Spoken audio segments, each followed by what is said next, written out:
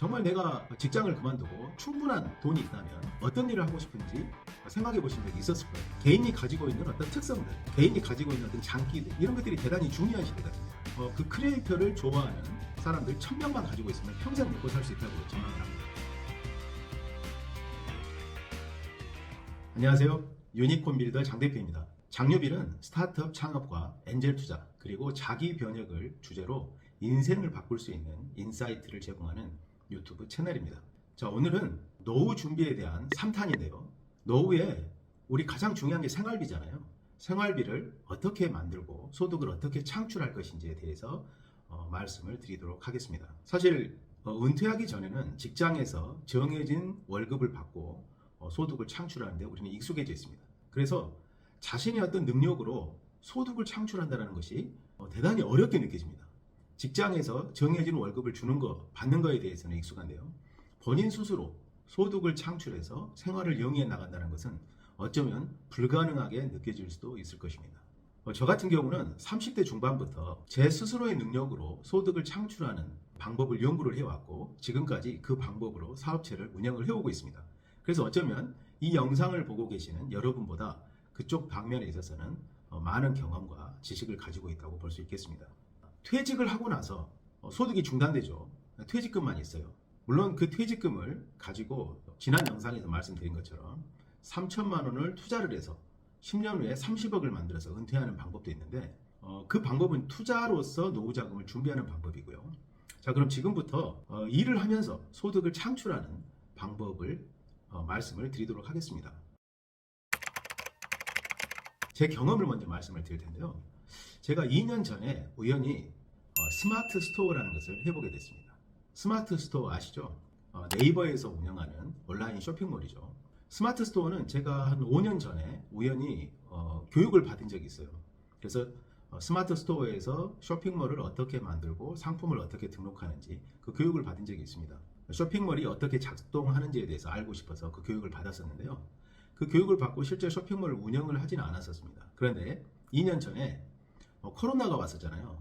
코로나가 오면서 대단히 경제 상황이 바뀌고 그래서 스마트 스토어를 한번 해봐야 되겠다 이런 생각을 했었습니다. 그래서 그때 이제 제가 했던 경험을 가지고 스마트 스토어를 만들었는데 스마트 스토어를 만들어서 한 달 만에 한 1000만 원 정도의 매출을 내게 됐어요. 1000만 원 정도 매출을 내니까 저한테 실제 떨어지는 소득이 한 월 500만 원 정도의 소득이 생기더라고요. 그래서 그 방식으로 제가 한 6개월 동안 5천만 원 정도 매출을 했었습니다. 그걸 하면서 느꼈던 게 이거 참 너무나 재밌는 거예요. 수월하고 그렇게 어렵지가 않아요. 주문이 들어오면 그냥 주문을 이렇게 모아가지고 제품 공급업체에 주문을 넘기기만 하면 됩니다. 그랬더니 한 달에 한 1000만 원 정도의 매출이 생기는 거죠. 그래서 그때 했던 생각은 야, 이런 거면 정말 노후를 준비하는 분들한테 정말 도움이 되겠다 이런 생각을 했어요.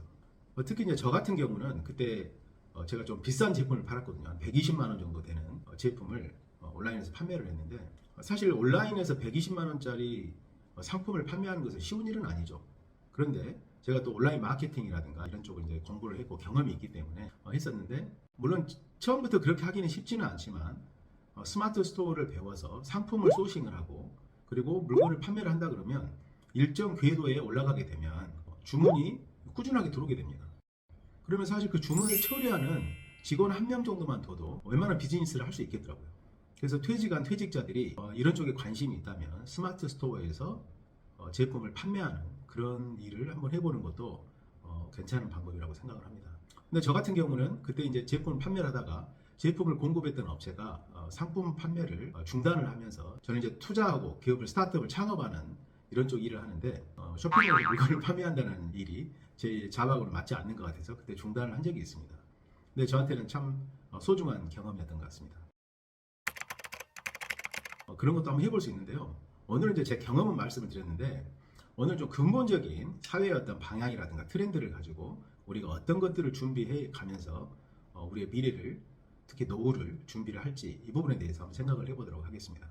스마트 스토어를 통해서 물건을 판매하는 것은 현재 우리가 살고 있는 웹 2.0 시대에 해당되는 겁니다. 웹 2.0 이게 무슨 말이지? 이렇게 생각하실 거예요. 자, 웹의 트렌드를 보면요. 웹 1.0 시대는 HTML 시대였습니다. 정보 검색 시대였어요. 그래서 인터넷이 처음에 나왔을 때 사람들은 정보를 검색하는 거에서 만족을 했었습니다. 그래서 그때 이제 검색 엔진 이런 것들이 비즈니스가 되고 광고 수익 모델 이런 것들이 많이 됐었죠. 그런데 웹 2.0 시대가 되면서 포탈이 나타나기 시작했어요. 커뮤니티가 만들어지고 상호 소통할 수 있는 이런 기능들이 만들어진 거죠. 그러다 보니까 플랫폼이 만들어지고 이 플랫폼이 중앙 집권식으로 플랫폼 사용자들이 만들어 놓은 정보를 중앙에서 독점하면서 거기에서 거래를 일으키고 엄청난 부를 창출하는 그런 기업들이 나타나게 된 거죠. 그 대표적인 예가 뭐 페이스북이라든가 아마존 같은 회사들이죠. 이런 회사들은 플랫폼 사업, SNS 이런 사업을 통해서 큰 부를 형성했습니다. 그런데 지금 새로운 트렌드들이 나타나고 있어요. 그게 뭐냐면 웹 3.0입니다. 웹 3.0은 탈중앙화, 포탈이나 플랫폼처럼 중앙화가 아닌 탈중앙화를 지향을 합니다. 그리고 분산 처리, 이런 기술, 이런 어떤 방향성들이 있어요. 그 중심에 블록체인이라는 기술이 있습니다. 블록체인은 데이터를 한 중앙 서버에서 가지고 있는 게 아니고 사용자의 PC에 이 데이터들이 서로 분산되어서 저장되어 있어요. 그래서 한 PC의 정보가 삭제되더라도 다른 PC에 그 정보가 있기 때문에 어떤 정보가 유지가 되고 정보가 왜곡되기가 어려워집니다. 여러 PC에 데이터가 분산되어 있으니까. 그래서 이것을 탈중앙화라는 개념을 말을 하고 있고요. 데이터가 한 곳에 집중되지 않고 분산되어 있기 때문에 여러분들이 이제 보시다시피 비트코인이라든가 이런 쪽으로 이제 어떤 가상화폐 이런 쪽으로 먼저 시작이 됐었죠. 어쨌든 그 블록체인 기술이 가장 근간이 돼서 중앙 집권식에서 분산 처리, 분산화되는 탈중앙화 형태로 지금 산업의 트렌드가 바뀌고 있다 하는 겁니다. 그래서 전문가들은 웹 3.0 시대가 되면 기존의 플랫폼 시대에서 새로운 어떤 인터넷 시도로 세상이 바뀔 거라고 전망을 하고 있어요. 근데 여러분들한테 이게 희소식인 게 뭐냐면 웹 3.0 시대에는 사람이 중심이 됩니다. 개인이 중심이 돼요. 그리고 특히 개인의 개성이 대단히 중요해집니다. 개인이 가지고 있는 어떤 특성들, 개인이 가지고 있는 어떤 장기들 이런 것들이 대단히 중요한 시대가 됩니다. 그래서 웹 3.0 시대를 크리에이터의 시대라고 말을 하고 있습니다. 크리에이터는 뭔가요? 어떤 새로운 창작물들을 만들어내는 사람들이잖아요. 작가라든가 그림을 그리는 화가, 웹툰 작가들, 그리고 음악가들 이런 자기만의 어떤 개성이 있는 그런 어떤 장기들을 가진 사람들이 온라인에서 수익을 이전보다 훨씬 많이 창출하면서 본인의 어떤 지적 재산권들을 보호하면서 비즈니스를 할 수 있는 그런 시대가 웹 3.0 시대에는 열린다고 전망을 하고 있습니다. 자, 그러면 크리에이터가 되면 어떻게 소득을 창출하냐면요. 팬덤, 그 크리에이터를 좋아하는 사람들 1000명만 가지고 있으면 평생 먹고 살 수 있다고 전망을 합니다. 예를 들면 이거예요. 1년에 10만 원 정도를 지불할 수 있는 능력이 있고 그런 의향이 있는 팬을 1000명을 보유하고 있다. 그러면 얼마입니까? 1000명이 1년에 10만 원씩 내면 1억입니다. 그러면 1억의 소득을 창출할 수 있다는 거예요. 연봉 1억이 됩니다. 1000명에서 요즘은 또 100명이라고 이야기해요. 1년에 한 100만 원 정도를 지불할 수 있는 팬을 100명만 가지고 있어도 1억이 되죠. 그래서 1억을 벌 수 있다. 그래서 앞으로는 중요한 게 나를 좋아하는 어떤 팬, 나를 좋아하는 어떤 유저들을 확보하는 게 중요하죠. 그러려면 크리에이터 하면 나는 음악가가 아닌데, 나는 예술가가 아닌데, 나는 작가가 아닌데 이렇게 생각할 필요가 없습니다. 물론 그런 어떤 재능을 가지고 있는 사람도 그쪽 영역에서 재능을 발휘하겠지만 일반인들도 모두 자기만의 어떤 스토리가 있고 개성이 있어요. 우리가 그쪽에 관심을 안 가져서 내가 어떤 개성이 있는지 몰라서 그러죠. 잘 생각을 해보면 내가 남들보다 잘하고 내가 남들보다 독특한 경험을 가지고 있는 부분들은 모든 사람들한테 있다고 저는 생각을 합니다. 웹 3.0 시대 그리고 은퇴자들이 앞으로 노후를 위해서 어떤 것들을 준비하면 연봉 1억을 만들면서 좀 편안하게 재밌게 인생을 살 수 있을지를 그 방법에 대해서 제가 말씀드리도록 하겠습니다. 자, 첫째는 평생 동안 가장 하고 싶고 재밌어하는 일 하나를 찾는 것입니다. 그 분야를 찾는 게 중요해요. 여러분은 어렸을 때부터 그리고 사회생활을 하면서 정말 내가 직장을 그만두고 충분한 돈이 있다면 어떤 일을 하고 싶은지 생각해 보신 적이 있었을 거예요. 그런데 사회생활을 하다가 보니까 내가 하고 싶은 것보다는 사회에 맞추게 되었던 거죠. 그래서 지금부터 한번 생각을 해보십시오. 내가 정말 돈이 많고 모든 것이 풍족하다면 하고 싶은 게 뭘지 생각을 해보십시오. 어떤 분은 여행을 하고 싶다고 이야기를 해요. 나는 평생을 여행을 하고 싶다. 나는 등산을 하고 싶다. 나는 책을 읽고 싶다. 이런 분들이 있습니다. 그게 본인의 어떤 성향이거든요.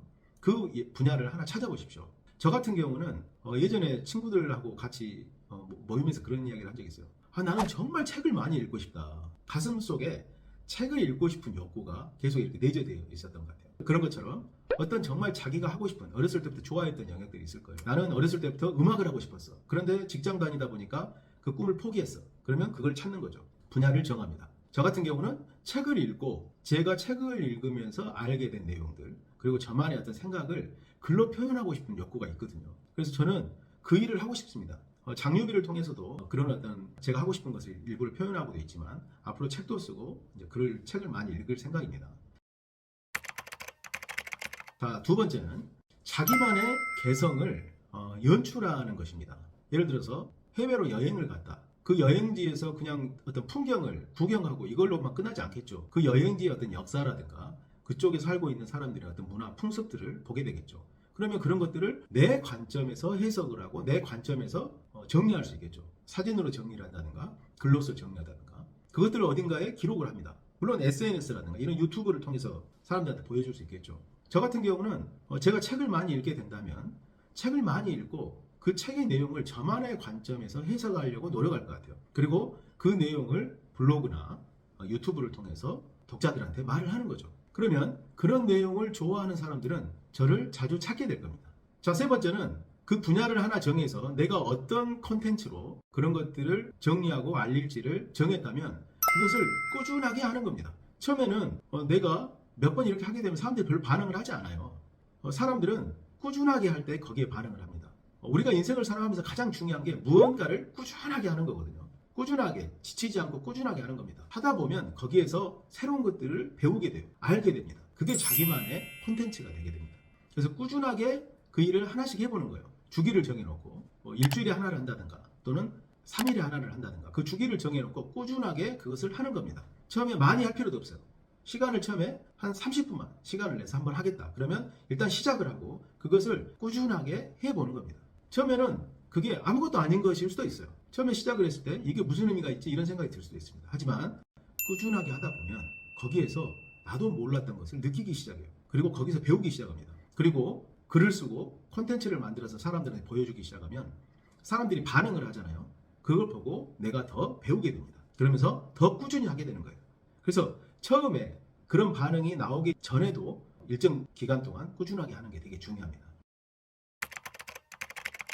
자, 네 번째는 이제 돈을 벌어야 되겠죠. 돈을 버는 것은 그렇게 어렵지 않습니다. 그냥 내가 하고 싶은 것을 내 개성을 통해서 꾸준하게 하다 보면 사람들이 이제 많이 이렇게 유입이 되잖아요. 유입이 되면서 사람들의 반응이 내가 돈을 어떻게 벌지를 알려줍니다. 예를 들어 책을 읽고 책을 읽은 거에 대한 인사이트를 말을 하거나 글로 쓰게 되면 사람들이 보고 거기에 대해서 공감을 하고 반응을 할 겁니다. 그러면 자연스럽게 사람들의 반응이 좋고 공감을 하게 되고 저의 생각이 사람들한테 어떤 영향을 미친다고 생각하면 돈을 어떻게 벌까요? 출판사에서 연락이 오겠죠. 본인들이 새로 출간하는 어떤 신간 서적을 좀 소개를 해달라. 그러면 제가 책을 읽어보고 그 내용을 또 제가 해석해서 이렇게 말씀을 드릴 수 있겠죠. 그러면 자연스럽게 광고 수익이 창출될 겁니다. 그리고 어떤 분들은 제가 책을 읽고 그런 인사이트를 말하게 되면 어떤 독서 모임 같은 걸 요청을 하는 사람들이 있을 거예요. 그러다 보면 독서 모임을 만들고 그 독서 모임을 정기적으로 좀 체계적으로 운영하다 보면 거기에서도 수익 모델이 만들어질 수가 있고 또 제가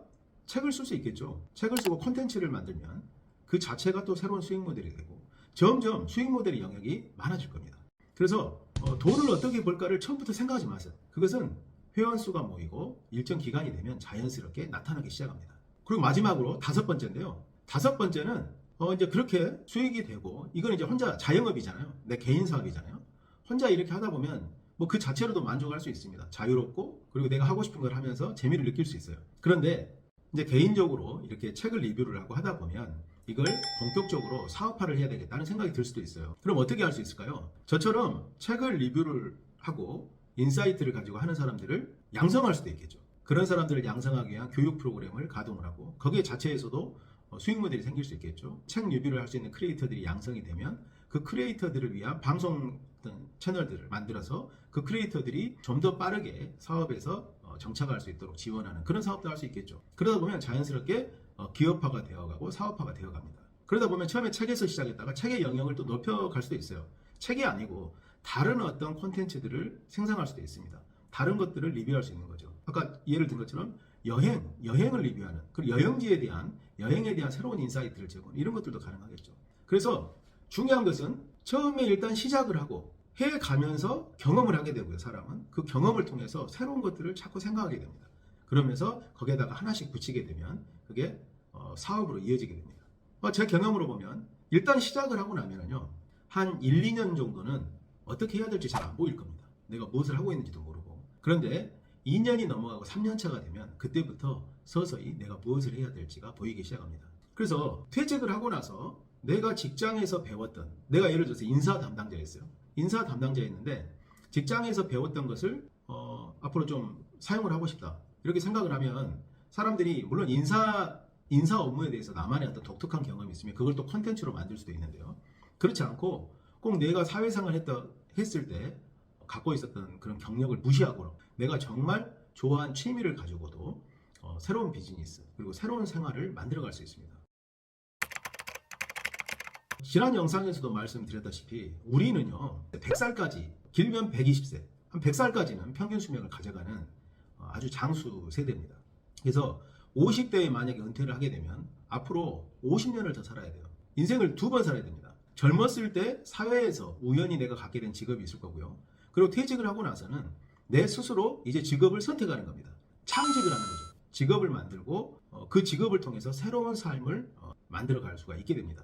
그래서 지금 중요한 것은 새로운 일을 앞으로 10년, 20년, 30년 계속 하려면요, 젊음을 유지해야 되겠죠. 몸은 점점 늙어갈 거예요. 그런데 늙어가는 것을 거부할 수는 없습니다. 근데 그 노화되어 가는 것을 늦추는 거죠. 그리고 젊음을 계속 유지하면서 우리가 열정적으로 활동할 수 있다면 재밌는 인생을 살 수 있을 거라고 생각합니다. 저는 지금 그렇게 하고 있어요. 50대 중반인데요. 앞으로 젊음을 최대한 유지하고 노화를 지연시키면서 이 장유별 채널을 끊임없이 운영해 나가려고 합니다. 자, 오늘은 퇴직 후에 생활비를 만들고 그 다음에 월급을 만들 수 있는 방법에 대해서 말씀드렸습니다.